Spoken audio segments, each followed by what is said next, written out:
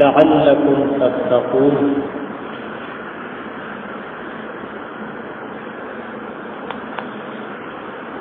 عن أبي هريرة رضي الله تعالى عنه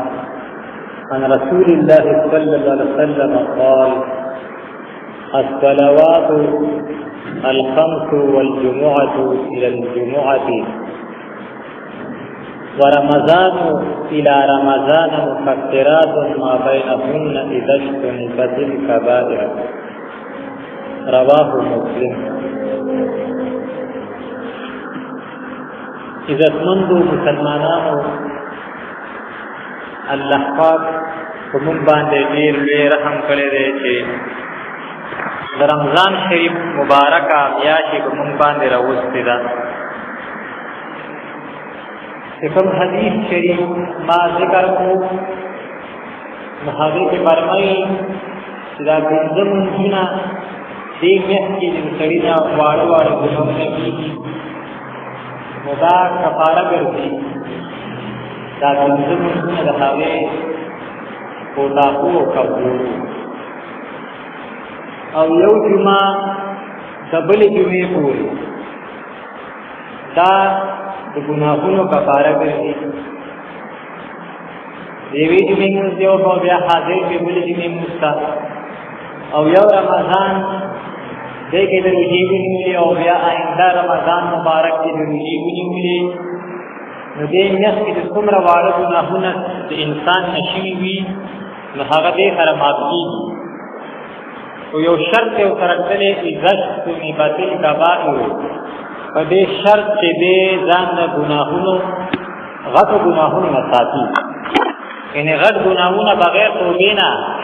په صرف اعمالو سره نه معاف کېږي. حدیث شریف کې راځي چې د مؤمن لپاره د رمضان مبارک نه بله بهترینه میاشت نشته، او د منافق لپاره د رمضان مبارک نه بله شري او بده میاشت نشته. د رمضان مبارک میاشت مونږ صرف په برکاتو سره او انواراتو سره رحمتونو سره پیژنو، یعنې دا مو اورېدلي چې دا ډېره بختوره میاشت ده، دا خو د مؤمنانو لپاره او د منافقانو لپاره د دې نه بله بده میاشت نشته. مؤمن باندې چې د رمضان مبارک میاشت راشي نو دې د نیکۍ کارونه او کفر په پورته روزي راوړي، او هر یو کار چې کوي د په نیکۍ کې سیواوالی راشي، تلاوت او مونږ او دسو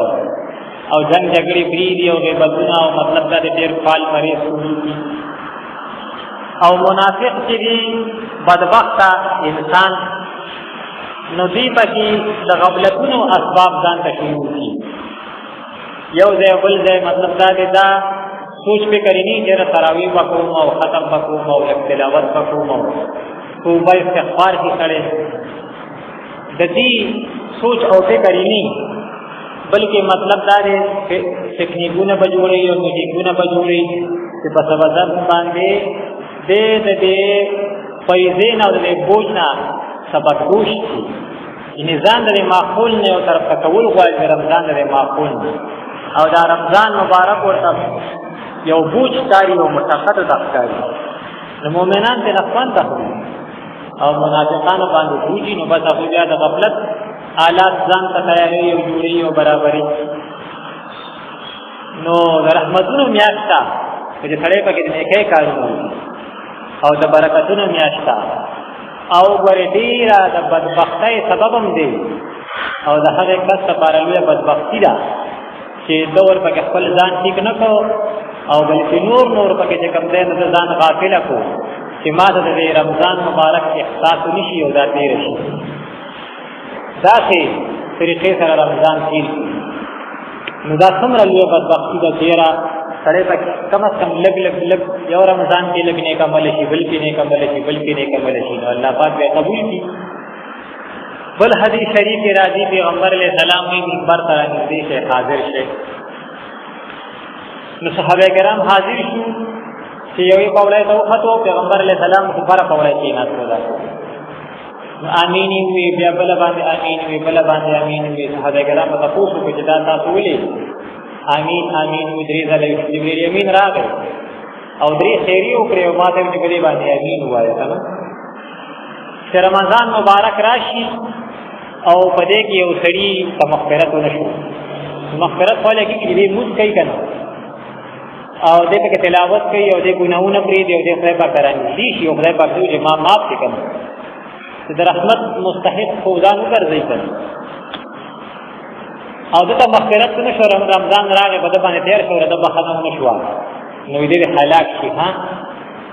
هغه تباہ برباد شي خدای پاک د رحمت نه لري شي په دې لعنت شي نو ایماوی آمین نو پیغمبر علیہ السلام چې جبرئیل امین خیری کوي او پیغمبر علیہ السلام دی امین دا څومره لکه ډیره زیاته د بدبختیا خبره ده او بل هغه کس چې دی سړي مور او پلار ځوانه یا یو ژوندی وي او د ظهر په حالت کې وي او د خدمت سره ځان د جنت مستحق نه کو دی مور او پلار دی جنت ته داخل نه کو یعنی دی خدمت کوي نو د مور او پلار په خدمت او ادب ته جنت ته داخليږي دا څه چې دی مور او پلار داخل کړي نو دی مور او پلار جنت ته داخل نه کو نو دا کس چې کوم دی نه دی هلاک او برباد کې خیریو کشي نو پیغمبر پاک صلی الله علیه وسلم امین ویلي نو څومره اثر نسخه ده چې مسلمانینو کار څنګه پته ملي او د مور پلار دعاګانې چې دي دا بس غیر قبلي دي ها چې نه کمال بیا خو نورم صحیح کنه او د مور پلار باندې ده دا خو بل چې دا کمزور خلکو د پاره او د ګناګار د پاره یو قسم خوشخبری ده چې نه کمال یو نه کمال دی او د مور پلار باندې ورته په خپل جنت ته چې نور صدا سي زیات امید نه جنت ته تلو خو صرف د مور او د پلار خدمت کوي نو دې جنت ته داخل نه کو دې مور او پلار نو دې هلاک او تباہ برباد شي حدیث شریف کی راضی ہے رمضان مبارک غالباً دغه ځای کې دې صالحین راغستي او ځای کې چې جنت تاسو ته داسې نږدې دي لکه خپېته چې دا د سپلې را تاسو نږدې ده ها او دغه رنګ دوزخ هم تاسو ته داسې نږدې دي لکه څنګه چې تاسو ته د خپېته د چڼیا او د تاسو نږدې ده جنت هم تاسو دومره نږدې دي څنګه چې تاسو خپلې چولې او چڼیا او تاسو راځي تاسو مو چڼیا خپېته نږدې ده او خو ګورې دا چې دوزخ هم نږدې دي ها نو رمضان مبارک راغی نو جنت نږدې دي نو بس نیک اعمال اختیار کا ډیر زیات فضائل راغلي دي رمضان مبارک چې هغه تړیو رمضان کې نه خلاصي نو نیک اعمال اختیار کا او د بدو نه ځان وساته هم ځکه رمضان مبارک کا راغی او دغه ګناهونه کوي او غفلتونه کوي بیا د زخم دغه شان دي ګوري ها او حدیث شریف راځي نو تخفل کار دي ته څه کوي او قرآن پاک خدای پاک ولقد ذرأنا لجهنم كثيرا من الجن والانس بما ډیر انسانانو ډیر جنات د دوزخ نه پیدا کړو یره پکار ده ګوري ها اذن چې خدای ما کوم پاغي کو یو داکو نور ملګری مو ترو غلای وکړه غلا نیک انسان پکې سره خوراک ماراک و داغه نه خوراک واغستو کین اصل پړل دا کوان هغه شرجو هغه ځان لکین اصل او سره خوراک نه کو دا بزرګ دوی نه کې انسان وي تدبیر سره کې نه کنه ته ولې نه کوي خوراک چې زما روزه ده هغه دوی ښا لکه نن سبا یو سړی رامي شیطانی او ګیرې پرې خو دې خلک ویني ګیرې والے نظام ساته او د کوپر کلمات خلک وی ګیرې د زړه فضلای ګیرې راخته توسي توسي ګیرې په خپل ځای نه کې دا څه دا نه څه ګناه وکړه خو به نو چې مطلب دا موږ نن سبا څه نسبت وی ګیرې پرې خو دا چلت دی نو دا ویتا روزم نيسي او داکین دي خلکو نغلا کانن کيو دا څنګه کوي هغه دې څو کما روزه مې ځکه نیولې چې خدای پاک ټول لارې نه باندې مسلمان خو يم کنه ګناګار مزدا زمې کمزوري دې ډاکې کو مو دا کوم خو ټول لارې نه باندې خدای پاک ته ډیر وخت پس دغه گذر خجل تلو او دغه دا کی ولید چې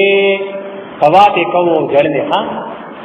نو خدای پاک لارې نه دي بندول پکار دا رمضان مبارک دغه یو دروازه د خدای پاک درسېږي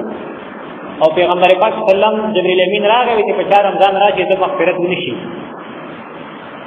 رمضان راغی او د مغفرت ونه شي ډېر خلاق شي د برباد شي. دا یو دروازه ده کنه چې کم از کم روزي په دې کې سړی ونیسي چې خدای پاک دا دروازې ټولې نه بندوي. دغه رنګې بیا په دې کې د اعتکاف اشاره روانه ده او یعنې هغه لس ورځې اخرنۍ چې په هغې کې د لیلة القدر دی چې د زورو شپو نه زیات چې کوم دی نو د هغې فضیلت راغلی دی او څوک اعتکاف ته کښېني نو هغه ته د هغې تعالی اساني بیا او مطلب دا دی ځان یې ول ورکړو وخت یې ورکړو نو د شپه ورځ په عبادت کېږي ده ته به انشاءالله چې دا نصیب کېږي. خو بیا هم پیغمبر پاک وسلم او په دغه شپه وایي دا انوارات راوریږي او ټول مسلمانان معاف کېږي او دا چل کېږي دا چل کېږي. خو څلور کسه بیا هم نه لیکن څلور کسه یاد کړي چې دوی ته مغفرت نه کېږي دوی نه معاف کېږي. په رمضان شریف کې او بیا په لیلة القدر کې دغه خلکو ته معافي نشته. مدمنو خمرین څوک چې همیشه شراب څښي او توبه نه وباسي دې روژه کې سړي ته تقوا حاصلېږي که نه. د روژې فلسفه دا ده ګناهونه پرېښودلو ته اسان شي نیکۍ کولو ته اسان شي او ګناهونه پرېښودلو ته اسان شي. عاق لوالدیه دلته د مور او پلار نافرمان یاد کړي. د مور او پلار نافرمان ته په روژه کې مغفرت نشته او دغه یو دروازه ده د مور او پلار خدمت کول خدای پاک دې رسېږو. او بل مشاحن چا په زړه کې چې کینی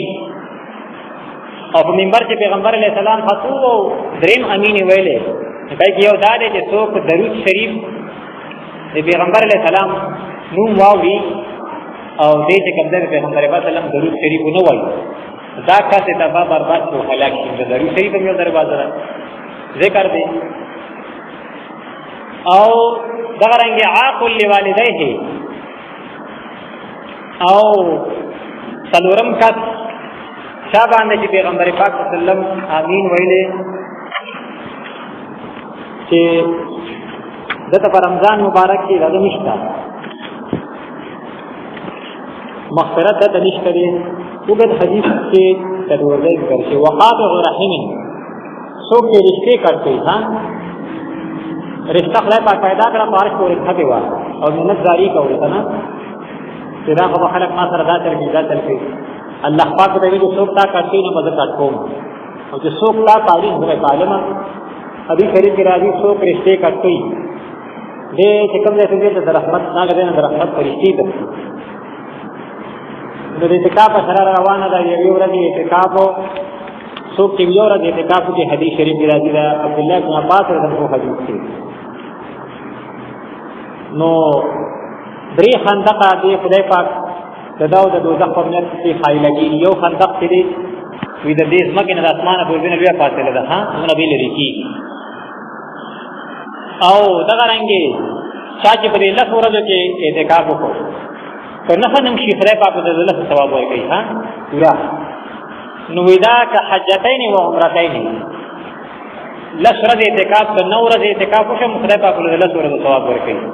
د اراده د لس ورځو کولې واسه دا داسې دی لکه 2 حجونه کول او 2 عمرې کول دومره لوی فضیلت او دومره لوی ثواب دی. او چې د اعتکاف نه بار کمې نیټې کول دي په جماعت کې ناشته نو دې وسه نیټې نه کوي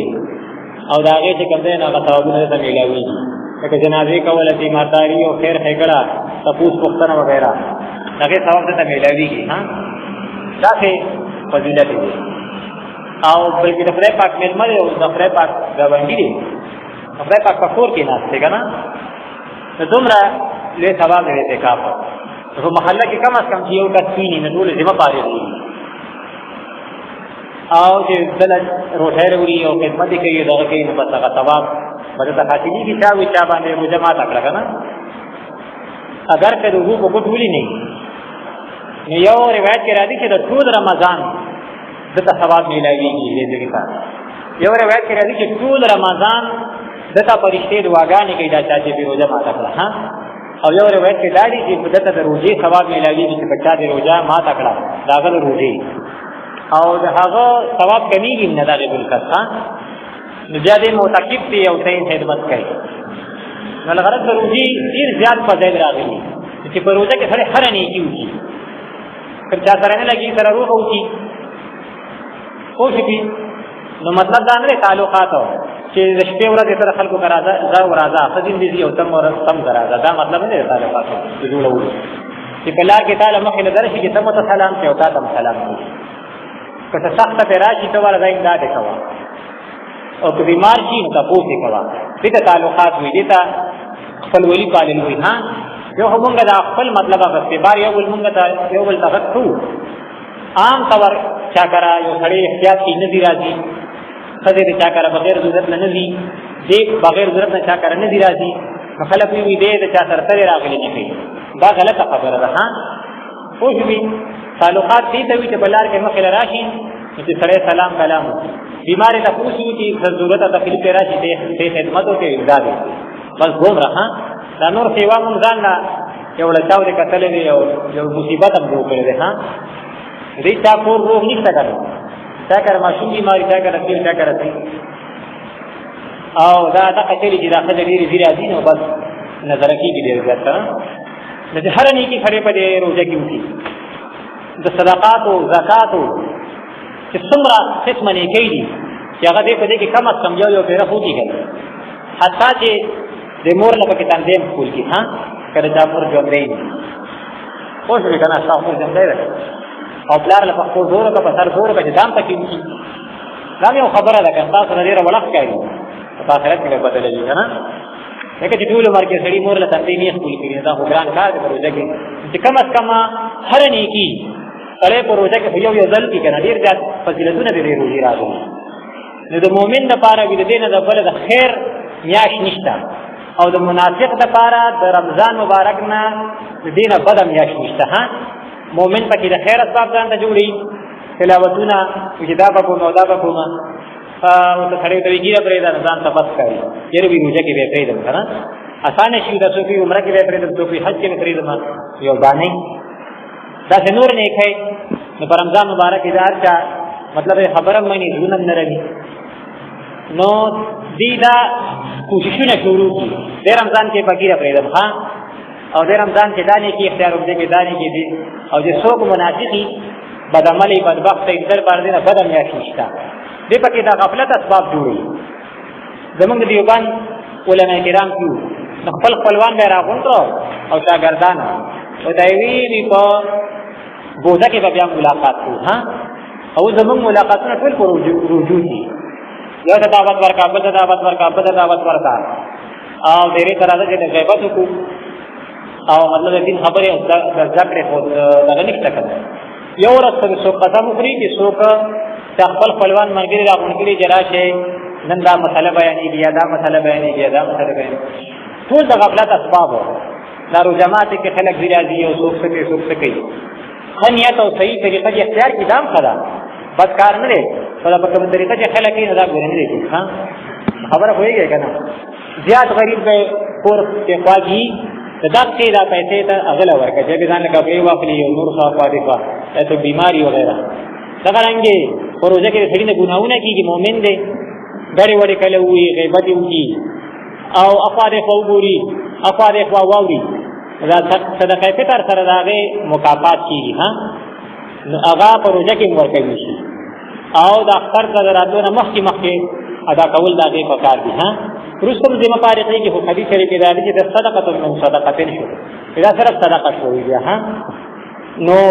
چې سړی دې دغه ورځې پاتې دې کې د استغفار او د نیکو او دا روزي چې کومه فلسفه ده تقوا دې الذين امنوا كتب عليكم الصيام اے مؤمنانو پتا سبحان ما روزه پرځ کړی دا کما كتب على الذين من قبلكم لك مخنو خلق باندې پرځ کیوا د سره پارا لعلكم تتقون دې لپاره چې تاسو تقوا دار شئ تقوا چې سړي کې نیکی راشي نو فرایض ادایګي پکې راشي د مستحبات کوشش او د ګناونو نه او خاص کر دغه د ګناونو نه ځان ساتلو کوشش تا پکې راشي ها نظر تقوا لري کوي دي څو دنیاوی دي او څو اخروی دي دنیاوی پیدا اداره چې دنیا کې خدای پاک سره د عذاب نه بچيږي په تقوا سره سره چې تقوا دار شي ها ونجينا الذين امنوا وكانوا يتقون مونږه مؤمنانو ته تقوا دار او تاسو مؤمنانو ته خاص کراغه چې تقوا کوله هغه ته موږ نجات ورکو. ها وګدا واقعیا ده تیر شو قومونو مختصر ویم نو د څوک په تقوادار او هغه ما د دنیا د عذاب نه بچ ساتي.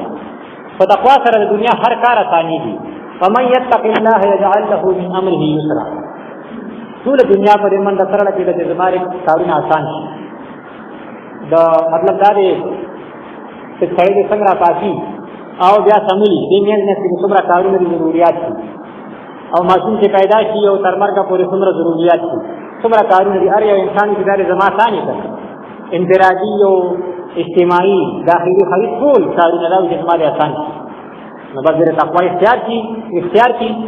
نیکي په ځان کې راولي کوشش دې شروع کړي او ګناونه رضان ساتي. ومن يتق الله يجعل له من امره يسرا. څوک تقوادار څخه خدای پاک دې کارونه آسان کړي. ها نو ارچا خپل ضرورت دي خپل کارونه دي او ارچا ته داغه مشکلات معلوم دي. آسان سبب او آسان علاج څه تقوا ده. ها څوک تقوادار چې خدای پاک له علم نافع ورکړي نو دا علم چې دې عمل کې خدای پاک تقبل. واتقوا الله ويعلمكم الله. تاسو تقوا اختیار کړئ تاسو له خدای پاک علم درکړي. ها او د تقوا بل برکت د حق او د باطل احسان هر سړي پته نه لګي چې څوک ټیک دی او څوک غلط دی. هر یو سړی مونږ مو یو هر سړی تلاوت هم کوي هر سړی دا یو دا موږ ته پته نه لګي چې څوک خره او څوک بد دی. خدا کرو خراب او استاد او خراب دا خو پیژنې کنه چې مطلب دا دی غدرې کیلو یا څه کم دی نو غدرې خطا کېږي دا غیر لپاره ټول غاډۍ دین کی. ها په دې کویږي یو کیلو خطا کې باخلي ټول غاډۍ به دین کی او په دې خبرو باندې نه کویږي یاره دا سړی خره او دا بد دی دا حق دی او دا څه دا باطل دی. موږ خدای پاک رانی چې موږ حجت تام دو چې په دې خو کوی دی چې دوه خطا کې به هغه ټول غاډۍ به وکړه والا ولا راواله ولا او هغه به دین کړ او تا دومره مضبوط ماده درکړو د استعمالو دا غیر لپاره هو دغه چې کوم دی سبب او علاج تقوا ده. تا چې تقوا حاصله کړه خدای پاک مولا د حق او د باطل احسان ورکړي نو د حق ملګرتیا به اختیار کړي د باطل نه وزن ساتي کامیاب شو. ان تتقوا الله يجعل لكم فرقانا بدلیل دی. او څوک چې تقوا اختیار کړي د خدای پاک محبوب ګرځي خدای پاک د سره محبت کوي. بلا من اوفى بعهده واتقى فان الله يحب المتقين. او تقوا سره د خدای پاک نصرت او امداد راځي. واتقوا الله واعلموا ان الله مع المتقين. فتقوا سره د ځمکې او د اسمان برکات جاری کیږي. ها ولو انهم امنوا ولو ان اهل القرى امنوا واتقوا لفتحنا عليهم برکات من السماء. کدی تقوا اختیار کړي مو په عذاب نه راوستو د ځمکې او د اسمان نو برکات جاری کیږي. ها او د فتنو د صادقینو نه حفاظت حاصلېږي په تقوا سره. وإن تصبروا وتتقوا لا يضركم كيدهم شيئا. فتاسو تقوا اختیار کړه او تاسو صبر وکړو نو د دې کافرانو او د دې صادقین خلکو صادقین تاسو ته هیڅ قسمه ضرر نشي درکوي او راتلونکي نسلونو ته حفاظت حاصلېږي. موجوده خلک ته تقوا اختیار کړي راتلونکو نسلونو ته خدای پاک ورکړي حفاظت ورکړي دومره لوی شي دي. ها وليخشى الذين لو تركوا من خلفهم ذرية ضعافا خافوا عليهم فليتقوا الله. خدای پاک مثال ذکر کړي وګت بات ته چې یو سړي معصومان بچي او دی بډای او رتب آباد باغ وي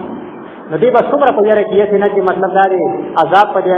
باغ باندې را نشي. زما دا وړ بچو بیا څه کوي نو تاسو د خپل وړو بچو حفاظت غواړئ نو تقوا اختیار کړئ. تقوا اختیار کړئ او د اعمال قبولیت انما يتقبل الله من المتقين. سو کوئی زماره اعمال قبول شي خدای پاک تقوا اختیار کړي او دا څنګه په خراب څنګه کې پراخي او بے ګمانه بے حساب رزق دا چې څوک غواړي نو سړي اختیار کړي تقوا اختیار کړي. ومن يتق الله يجعل له مخرجا ويرزقه من حيث لا يحتسب. دا خو دنیوي پیدا شي دا چې تقوا سړي اخروی پیدا او بیا ان شاء الله وخت میلاو شي په بیان کې ان شاء الله تعالی. نو څومره خبره جمع کړل دا ته ضرورت دی کنه چې زماده چې کوم دی نسل محفوظ شي زماده رزق پراخي زماده کارونه آسان شي